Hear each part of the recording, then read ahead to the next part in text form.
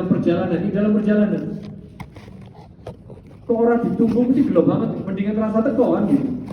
Jauh-jauh misalnya dari luar negeri atau dari luar kota datang, lu kok tega-tega nih lah, aku sebenarnya teko ya ditunggu. Nah ini penting jangan. Apalagi yang harus kita misalnya, oh gara-gara kowe nganggo dalil asli mobil jenazah ya. Betul itu nanti. Kita harus banyak perhatian jangan. Pertimbangan tuh banyak. Oh gara-gara wong jenggoten, aku rasa ketemu bapakku. Dan ini penting. Jadi di masyarakat itu kita tidak hanya berdalil zaman, tapi pertimbangan maslahat dan mudarat. Kadang kita nggak sadar membuat orang lari dari kebenaran. Gara-gara itu bisa jadi dia nggak mau ngaji. Gara-gara itu dia akan benci kepada orang yang menampakkan sunnah. Ini penting jadi.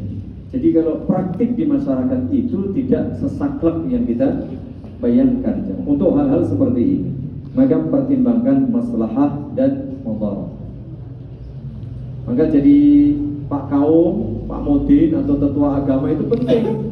Maka pertimbangan Bu, niki yang punya keluarga atau yang berduka, ini pripun saya ini kita mau nunggu dulu putrane, kerabatnya atau bagaimana? Oh enggak Pak, karena mereka sudah enggak apa-apa, aku enggak usah ditunggu. Oh ya nggih. Anu Pak, mohon ditunggu nggih sebentar karena ini dalam perjalanan nanggung. Oh iya, enak. Jadi ada hal-hal yang kadang kita luwes zaman. Jadi asri'u itu tidak kemudian saklek, pokoknya kudu cepet. Kadang-kadang malah keluarganya sendiri kecewa gara-gara gara-gara kue jadi kubrah.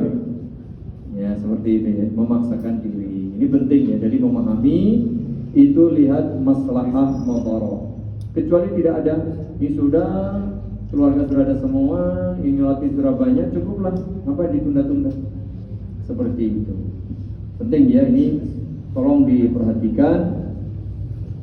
Ada pertimbangan-pertimbangan maslahah dan mudarat. Misalnya kita bisa tunda sebentar untuk memperbanyak yang salat, apalagi keluarganya dalam perjalanan itu mesti gelo banget dalam perjalanan. Nah tinggal sebentar lagi.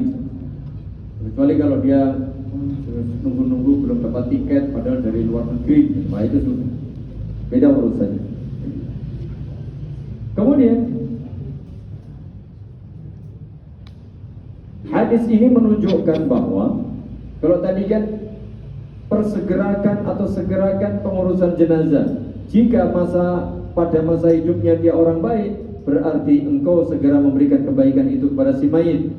Sebaliknya jika masa hidupnya mayit itu dulu orang jahat, kau segera menyelesaikan. Kau segera menghindarkan diri dari kejahatan diri. Hadis ini menunjukkan anjuran kepada kita supaya membersamai orang-orang baik dan menjauhi orang-orang jahat. Sampai pun dia sudah mati, kalau segera entah kayak nabi kubur dan orang apa igon begitu. Supaya tidak membebani kita. Supaya kita segera terjauhkan dari keburukan orang itu. Meskipun sudah meninggal, tapi statusnya dia dulunya orang buruk misalnya. Segera kita menghindar dari itu.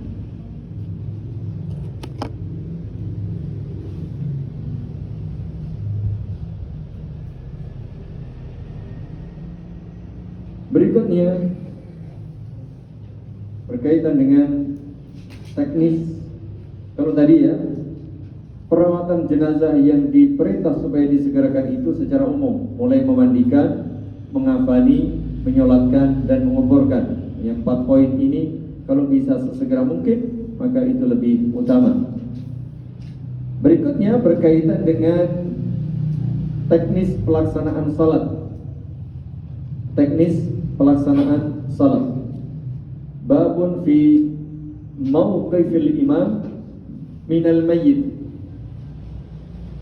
Bab posisi imam saat menyolatkan jenazah. Posisi imam saat menyolatkan jenazah. An Samurah ibni Jundab radhiyallahu anhu qala صليت وراء رسول الله صلى الله عليه وسلم على امرأة ماتت في نفاسها faqama wasfaha. Kata Samurah bin Jundab radhiyallahu anhu, aku pernah ikut salat jenazah seorang wanita yang meninggal dunia ketika melahirkan. Saat itu Rasulullah berdiri menghadap bagian tengah tubuhnya. Faqama wasfaha. Beliau berdiri menghadap bagian tengah tubuh jenazah wanita tersebut.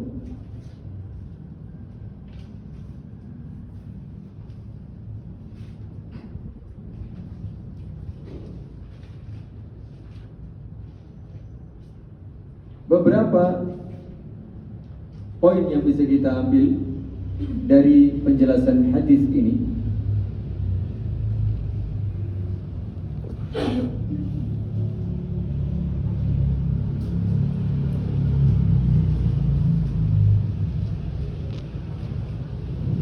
As-salatu 'ala al-janazati masyru'iyyatuha wa masyru'iyyatu, bahwa hadis ini menjelaskan adanya salat jenazah. Di salat jenazah itu ada. Kedua, salat jenazah hukumnya disyariatkan karena Nabi sendiri melaksanakannya. Kemudian posisi imam, anna mauqif al-imami min al-mar'ati yakunu wasataha. Seorang yang menjadi imam salat jenazah, jika jenazahnya itu wanita, imam berdiri menghadap tengah tubuh jenazah wanita tersebut. Sawa'un matan min nifasin aw ghairi, apapun sebab kematian sang wanita atau mayat wanita tersebut. Jadi setiap imam yang salat jenazah, imam salat jenazah, berdiri di depan bagian tengah tubuh jenazah wanita.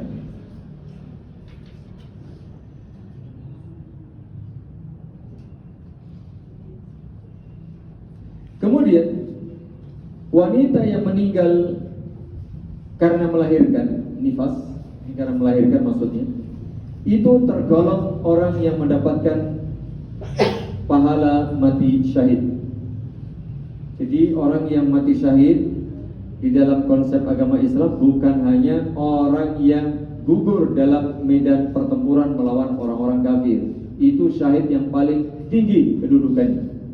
Namun pahala syahid bisa diraih salah satunya bagi seorang wanita yang meninggal dunia karena melahirkan. Namun begitu, ada perbedaan. Orang yang mati syahid ketika melahirkan atau wanita yang mati syahid ketika melahirkan itu tetap disolatkan. Tetap disolatkan. Berbeda dengan orang yang mati syahid ketika pertempuran, maka itu tidak harus disolatkan. Boleh disolatkan, boleh juga tidak.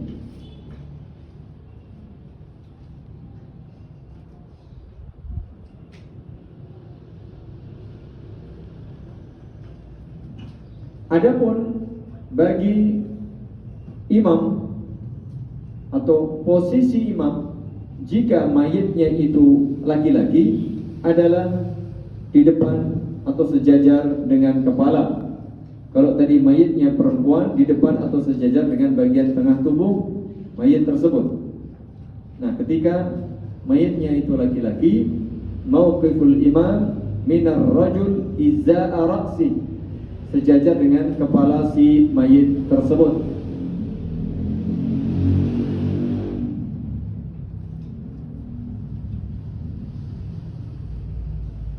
Jadi ada hadis, Anasan shalla ala rajulin faqama 'inda ra'sih. Suatu kali Anas menyolatkan jenazah lalu berdiri sejajar atau menghadap bagian kepala si mayit. Kemudian summa shalla ala mar'atin faqama hayala wasatis sarir. Sedangkan ketika menyolatkan jenazah yang perempuan, beliau menghadap bagian tengah tubuh jenazah wanita tersebut.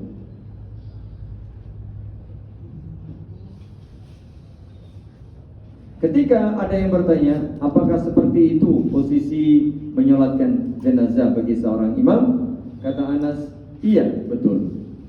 Ya, betul. Karena dahulu beliau melihat Rasulullah sallallahu alaihi wasallam melakukannya. Bagaimana jika mayit itu banyak, tidak hanya satu? Maka wa idza ijtama'a janaiz fayakfihinna salatan wahidah.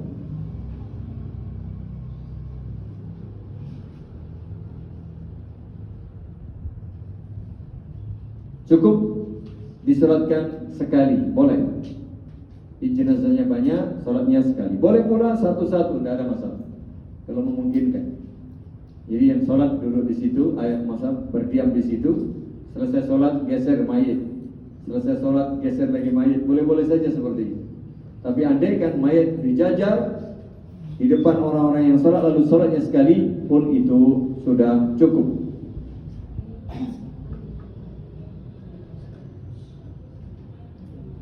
Bagaimana kalau yang disolatkan itu jenazahnya berbeda jenis, baik jenis kelamin maupun jenis tingkat kesolehannya?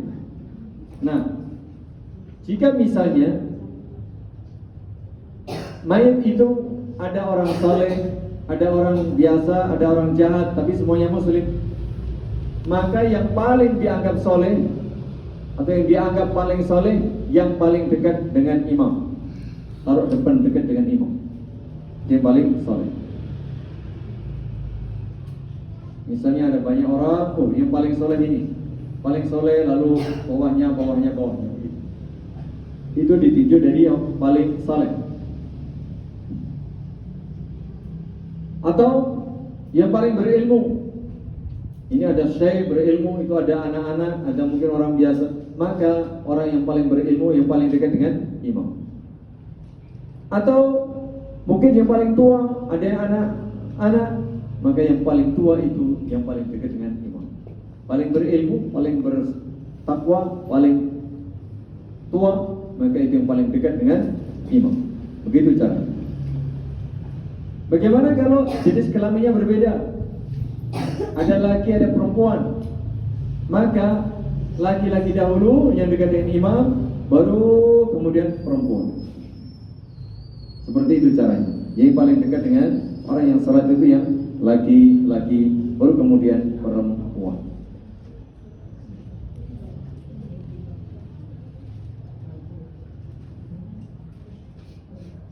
Itu teknis posisi penempatan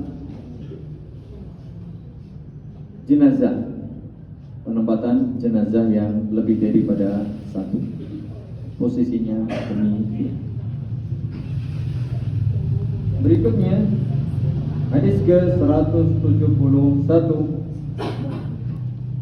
Hadis ke-171 berkaitan dengan larangan-larangan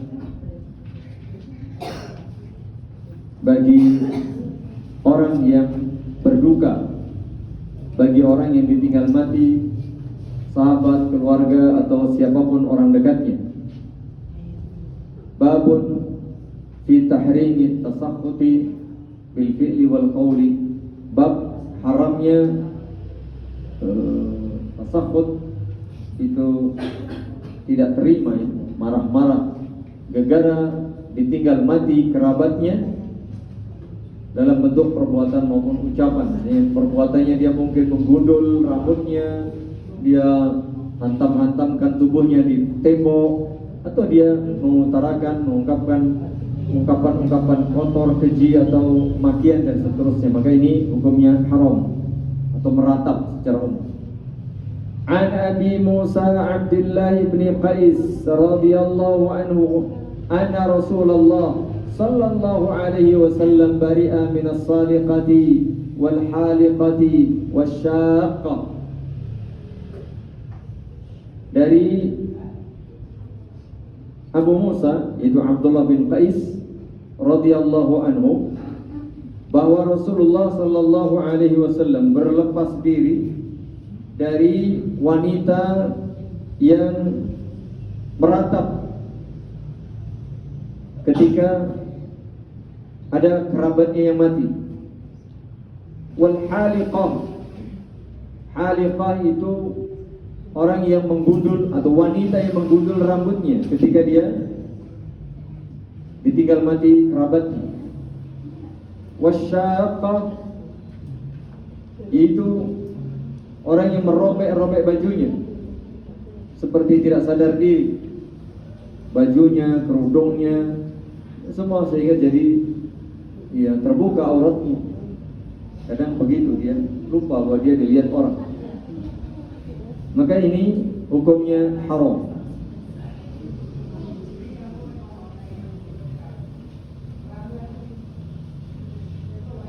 Ada juga hadis dari Aisyah radhiyallahu anha,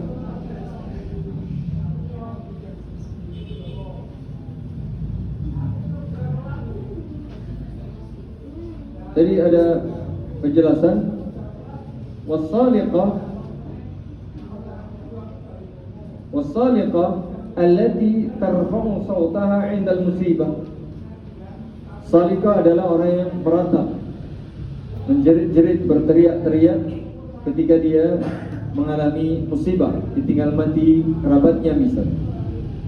Nabi berlepas diri dari wanita yang meratap, menjerit-jerit, berteriak-teriak, menggundul rambutnya, atau dia merobek-robek bajunya. Nah, ini salah satu bentuk ratapan yang dilarang.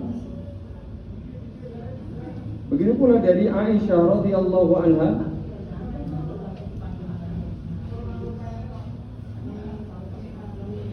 lamma ishtaka an-nabiy sallallahu alaihi wa ala alihi wasallam, ketika Nabi sallallahu alaihi wa ala alihi wasallam sakit, dzakara ba'du nisa'i, sebagian istri beliau menyebut tentang kanisatan ra'atha bi ardil Habasyah. Salah satu atau sebagian istri beliau menyebut sebuah gereja yang pernah ia lihat di negeri Ethiopia, Habasyah. Yuqalu lahu Maria, yang diberi nama Maria. Gereja tersebut namanya Maria. Wa kanat Ummu Salamah wa Ummu Habibah atata ardal Habasyah. Ummu Salamah dan Ummu Habibah dulu pernah pergi ke negeri Habasyah. Fa dzakarata min husniha wa tasawiri fiha wa tasawira fiha. Kemudian Ummu Salamah dan Ummu Habibah mengisahkan bahwa gereja yang diberi nama Maria itu begitu indahnya. Di dalamnya ada gambar-gambar dan patung-patung. Jadi saat Nabi gerah atau sakit itu, ya namanya istri beliau berkumpul, mungkin juga kadang untuk menghibur diri, berkisah ini dan itu. Salah satunya mengisahkan pengalaman ketika di Habasyah, melihat sebuah gereja yang isinya indah, ada patung, ada gambar. Farafa'a ra'sahu sallallahu alaihi wasallam. Ini dia. Kemudian Nabi mengingatkan. Nabi ikut nimbrung. Begitu mendengar mereka mengisahkan keindahan patung gambar di dalam gereja, Nabi pun kemudian bangkit. Tadinya telentang, kemudian beliau angkat kepala. Waqal, lalu bersabda, ulaika, orang-orang Nasrani itu, idza mata fihimur rajul salih, jika ada orang saleh yang wafat, banau ala qabrihi masjidah, membuat atau membangun kuburan itu dibangun di atasnya masjid atau tempat salat. Tsumma sawwaru fihi tilka suwar, kemudian membuat gambar-gambar atau patung-patung di dalamnya. Lalu Nabi memberikan komen, ulaika syirarul khalqi indallah. Itulah orang-orang paling jahat, paling jelek, paling buruk di hadapan Allah Subhanahu wa taala. Siapa? Orang yang menjadikan kuburan orang soleh sebagai tempat salat, masjid, tempat ibadah. Yang kedua, orang-orang yang membuat gambar patung dari orang-orang soleh yang telah meninggal dunia. Itu ternyata orang-orang paling jahat, orang-orang paling buruk menurut versi agama Islam.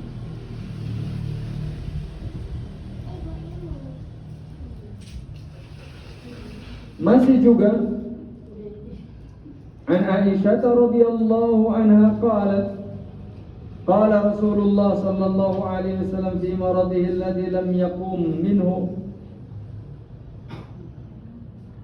la'ana Allahu al-yahuda wan-nasara ittakhadhu qubur anbiya'ihim masajid qalat walawla dhalika la'ubriza qabruhu ghayra annahu khushiya an yattakhadha masjidan. Ini penting ibu-ibu, bapak berkaitan dengan bagaimana kita memperlakukan kuburan. Masih dari Aisyah radhiyallahu anha qalat qala Rasulullah sallallahu alaihi wasallam, Nabi sallallahu alaihi wasallam bersabda pada saat beliau pada saat beliau sakit yang tidak mampu lagi untuk berdiri. Artinya sakit itu pada akhir-akhir hayat beliau. Pada saat akhir-akhir hayat beliau sudah tergeletak, tidak bisa lagi bangkit, dan akhirnya beliau wafat. Sebelum itu beliau bersabda, la'anallahu al-yahuda wan-nasara. Allah melaknat, atau semoga Allah melaknat orang-orang Yahudi dan orang-orang Nasara. Apa sebabnya? Ittakhadhu qubur anbiya'ihim masajid. Mereka menjadikan kuburan para nabi mereka sebagai masjid, tempat untuk salat. Tempat untuk salat. Qalat Aisyah kemudian berkata, laula dzalika, andaikan bukan karena hadis ini atau bukan karena sabda Nabi ini, la ubriza qabruh, pasti kuburan Nabi akan dibuat sedemikian rupa, akan ditaruh di luar supaya jelas, supaya tampak. Ghaira annahu khusyiya an yuttakhadha masjidan, tapi beliau khawatir jika ditaruh di luar begitu jelas nanti akan dijadikan tempat salat oleh orang-orang.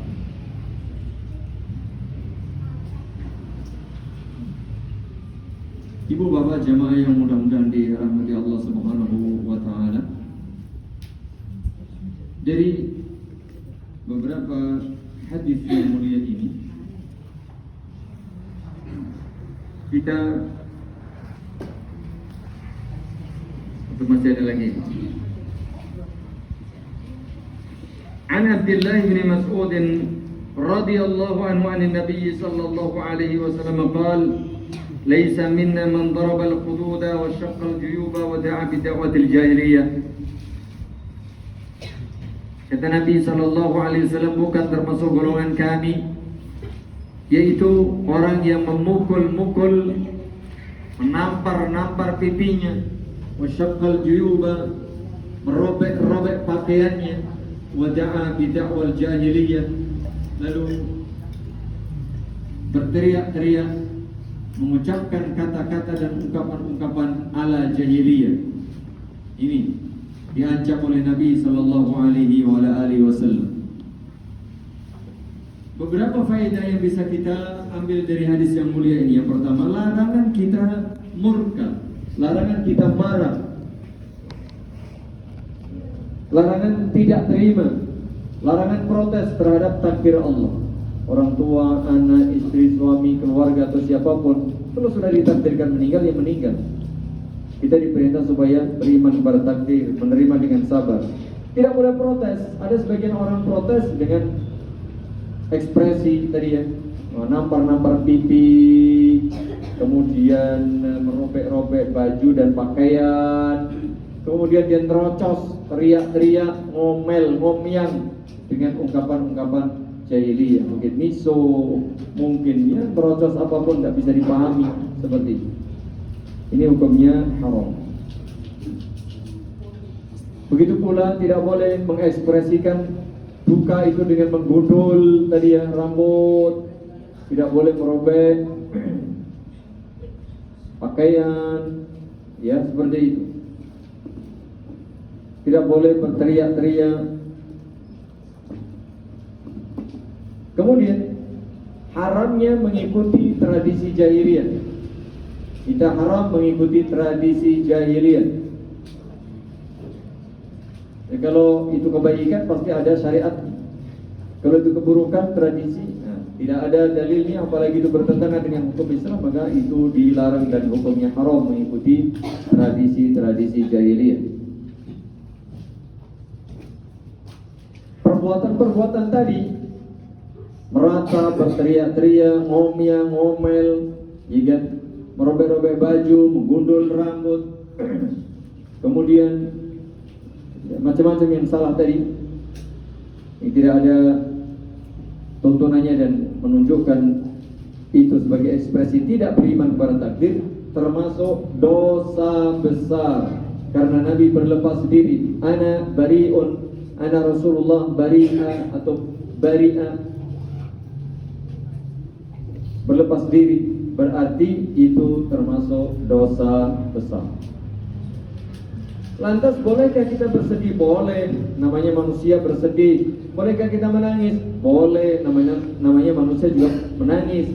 Sedih boleh, menangis boleh.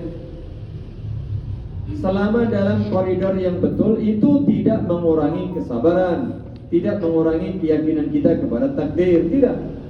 Bahkan tangis kita, kesedihan kita dalam porsi yang normal, itu justru menunjukkan kasih sayang. Air mata menunjukkan kasih sayang, sedih menunjukkan kecintaan, itu otomatis selama dalam batas-batas kewajaran. Sebagai tabiat, namanya orang ditinggal mati sedih, ya itu wajar, tetapi tidak sampai melampaui batas sehingga masuk dalam kategori dosa besar.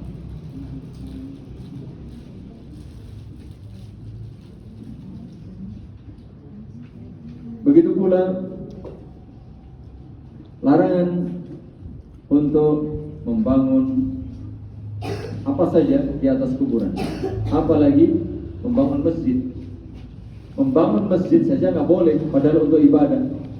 Apalagi membangun tempat-tempat untuk maksiat, naudzubillah min dzalik. Di sebagian tempat yang dianggap keramat, mungkin termasuk kuburan, bisa jadi dipakai untuk maksiat jemaah. Dipakai untuk ibadah aja nggak boleh, apalagi untuk maksiat. Karena ini termasuk tasyabbuh, mengikuti kebiasaan orang-orang kafir dari kalangan Yahudi maupun Nasrani. Dan ini salah satu wasilah atau media yang bisa membuat seseorang melakukan perbuatan syirik. Berikutnya, larangan membuat gambar makhluk hidup yang bernyawa, apalagi buat patung, ya, dari patung makhluk hidup yang bernyawa, maka hukumnya haram. Hukumnya haram.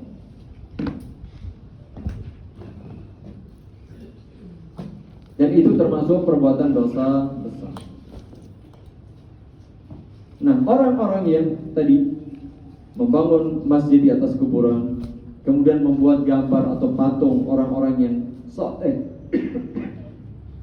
orang-orang yang saat hidupnya orang soleh itu termasuk kategori perbuatan paling buruk, termasuk kategori hamba Allah yang paling jelek. Ulaika syirarul khalqi indallah. Orang-orang yang menjadikan kuburan orang soleh sebagai tempat ibadah, sebagai masjid, lalu membuat patung-patung atau gambar-gambar di atasnya, itu orang paling jelek di sisi Allah Subhanahu wa taala. Ini penting. Jadi hati-hati yang punya hobi atau jiwa seni, jangan disalurkan untuk membuat lukisan makhluk yang bernyawa, apalagi patung, maka tidak boleh. Bagaimana kita menyalurkan hobi, dan itu juga bisa jadi mendatangkan penghasilan. Silakan menggambar gambar yang bukan makhluk hidup, boleh menggambar yang bukan makhluk hidup. Saya menggambar bunga, menggambar pemandangan, gunung, bintang dan seterusnya. Masya Allah, ada orang-orang yang salah satu sumber pencaharian atau mata pencaharian dengan melukis. Selama itu tidak melanggar aturan, bukan melukis makhluk yang bernyawa atau patung yang bernyawa dan seterusnya, maka tidak mengapa jamaah. Harganya mahal juga dan itu bisa sebagai mata pencaharian.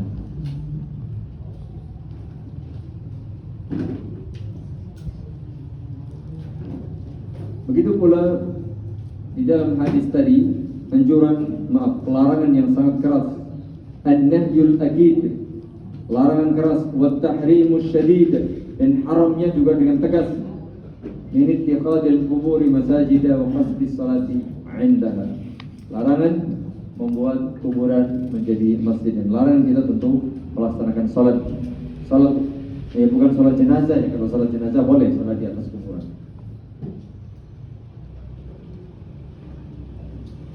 Salat di atas masjid, baik itu ada bangunan masjid atau tidak, selain salat jenazah ya, itu termasuk salah satu sebab terjadinya bentuk-bentuk kesyirikan.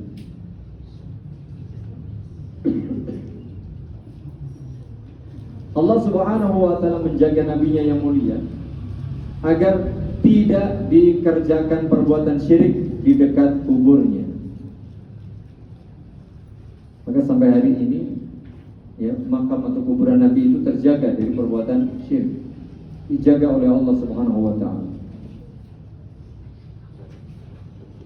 Masalah ini, masalah larangan membuat bangunan di atas masjid, apalagi membuat tempat ibadah di atas masjid, itu salah satu larangan terakhir Nabi, termasuk wejangan, wasiat, bimbingan Nabi saat-saat akhir kehidupan beliau di dunia. Berarti ini kuat banget, tidak dihapus karena itu datang belakangan, bagian dari syariat yang jelas bahwa tidak ada alasan orang untuk membangun kuburan. Karena apa?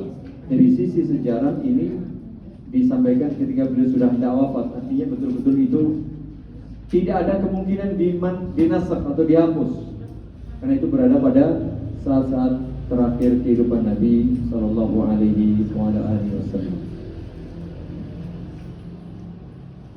Kemudian di situ ada hadis yang lainnya, yaitu hadis terakhir tentang keutamaan menyolatkan jenazah. An Abi Hurairah radhiyallahu anhu qala qala Rasulullah sallallahu alaihi wasallam man syahida al-janazata hatta yusalla 'alaiha falahu qiratun wa man syahidaha hatta tudfana falahu qiratan. Qila wa man qiratan qala mithlu al-jabalain al-'azimain wa li Muslim asgharuhuma mithlu jabali Uhud. Rasulullah sallallahu alaihi wasallam bersabda, barang siapa menyaksikan jenazah sampai disalatkan. Jadi ketika ada mayit, ketika orang meninggal dunia, kita datang, ya, kita ikut ngurusi, mungkin membantu di situ. Hatta yusalla 'alaiha, sampai jenazah itu disalatkan. Jadi ya bantulah, mungkin kita hadir, mungkin kita ikut bantu, pokoknya di situ sampai jenazah itu disalatkan. Falahu qirat, orang tadi mendapatkan pahala 1 qirat.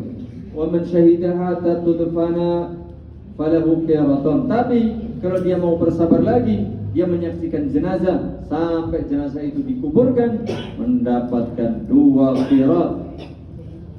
Lalu ada yang memberanikan diri bertanya, "Umul qiratan, wahai Rasulullah, 2 qirat itu seberapa maksudnya?"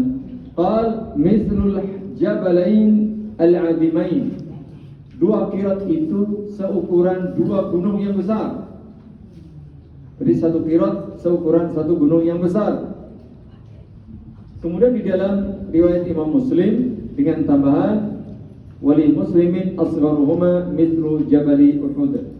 2 qirat, 2 gunung tadi itu minimalnya sama dengan gunung Uhud. Jadi paling kecil itu segede seberat gunung Uhud.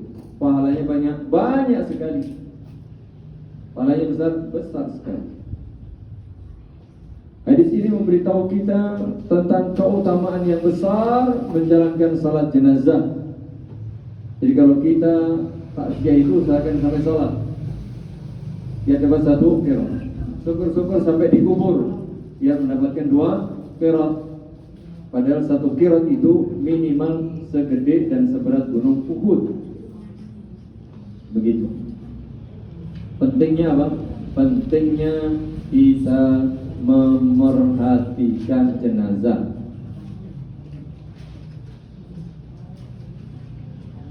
Orang yang menyaksikan jenazah sampai jenazah itu dikubur mendapatkan pahala yang amat sangat besar, yang tahu hanya Allah seberapa besar dan banyaknya, karena minimal segede gunung Uhud. Itu kalau 1, kalau 2.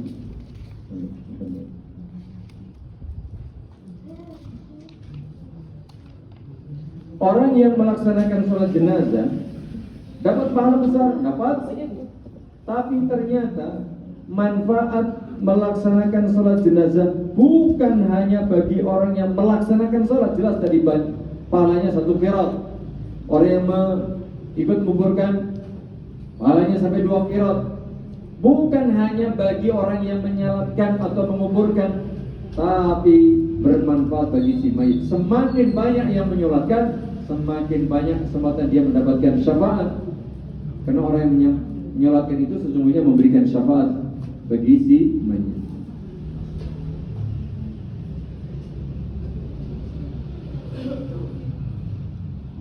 Bahwa pahala itu sesuai dengan tingkat derajat amal ibadah seseorang.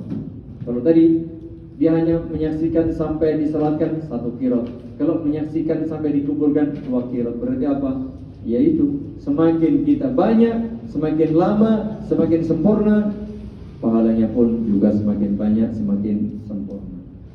Begitu jamaah, bagi kita yang bertakziah itu jangan ikut-ikutan seperti kebanyakan orang di masyarakat. Datang itu kalau sudah mau dikuburi hanya duduk-duduk atau berdiri jalan, kadang ngambil minum, ngambil permen, roti, kemudian pulang. Itu ada nggak yang seperti itu? Bukan ada, dominannya kayak gitu.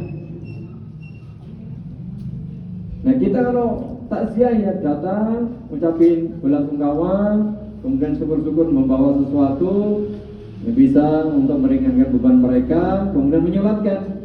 Kalau ada waktu tunggu sampai dikuburkan, pahalanya besar, dan pulang nggak usah bawa macam-macam, kan begitu ya. Nah di masyarakat ini bolak-balik yang terjadi. Maka kita mestinya berhati-hati supaya kita dapat pahala, kita dapat pahala yang besar dan memberi manfaat bagi si mayit. Begitu. Semoga bermanfaat. Nah ini dia ada 2 pertanyaan sebelum kita tutup. Assalamualaikum warahmatullahi wabarakatuh.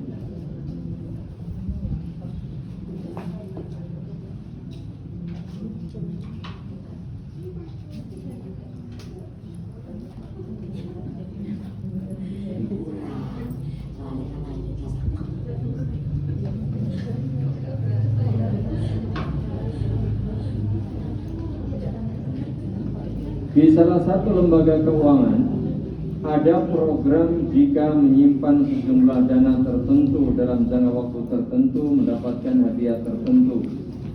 Bolehkah kita ikut program tersebut? Tidak boleh. Ini namanya nyimpan uang kemudian dapat apa? Dapat riba. Ini hadiah, ini bagian dari riba. Kalau kita nyimpen nabung ya dapatnya segitu. Kalau kita nabung kalau dapat lebih, kan kita minjemin tuh kepada lembaga keuangan. Lalu baliknya kita dapat lebih, uangnya dapat bunga, dapat hadiah. Maka itu bagian dari riba. Wallahu a'lam bishawab. Dan itu tidak boleh. Tidak boleh. Jadi kalau ibu misalnya mau nggak mau harus nyimpan uang di bank konvensional seperti itu, karena ya perusahaan besar itu setahu saya kalau punya usaha, punya ini, mau nggak mau harus punya rekening di bank, dan kadang-kadang bukan bank syari, ini harus bank umum. seperti itu. Maka jika kita, apalagi ini sengaja memang menyimpan bukan karena kebutuhan, maka tidak boleh ya, tidak boleh kita mendapatkan barang tersebut. Apalagi kalau niat kita menyimpan duit itu untuk mendapatkan bunga atau mendapatkan hadiah, maka tidak boleh. Tapi kalau kita menyimpan karena keterpaksaan, karena mau nggak mau dengan syarat itu, lalu kita dapat hadiah, bagaimana? Jangan dipakai sendiri. Terima tapi kasih orang. Sebagaimana kita dapat bunga, jangan dipakai kalau buat jenengan itu haram. Tapi kasihkan orang lain, maka orang lain itu boleh memakainya. Begitu caranya.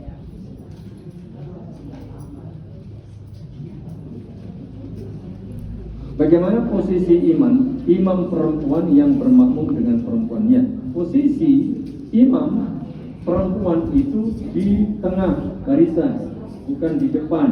Kalau laki-laki kan posisinya di depan, baru belakangnya itu soft. Tapi kalau perempuan posisinya dia di tengah soft pertama, ikut satu barisan dengan soft pertama.